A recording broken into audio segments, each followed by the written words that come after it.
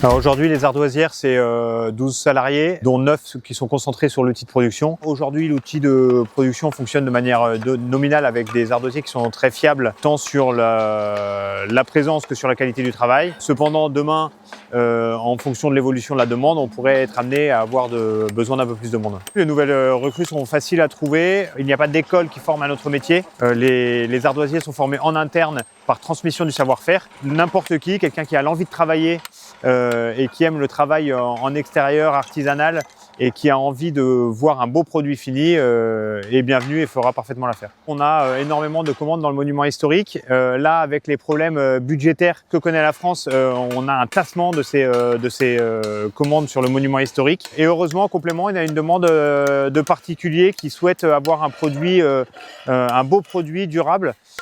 Et on arrive à vendre quelques chantiers, notamment en local, sur des belles demeures, notamment dans le coin d'Aubazine ou de Saint-Cernin-de-l'Arche pour le château des Pommiers. Alors les ardoisières de Corrèze, on est très fiers d'un bâtiment emblématique, c'est le Mont-Saint-Michel, qu'on a effectué en plusieurs tranches. Mais il y a aussi beaucoup d'autres chantiers dont on est très fiers. En Bretagne avec la cathédrale de Dol de Bretagne, à Rodez avec l'église du Sacré-Cœur, à Turenne avec l'église de Turenne. Et puis le château de Saint-Cernin dont je vous parlais, nous sommes très fiers car c'est un chantier piloté par un particulier à qui le fait d'avoir de l'ardoise de Corrèze tient à cœur. La clientèle des ardoisières de Corrèze, c'est quasiment 100% de clientèle française. On a essentiellement une clientèle de professionnels que sont les couvreurs qui travaillent soit au profit des particuliers, soit au profit du patrimoine.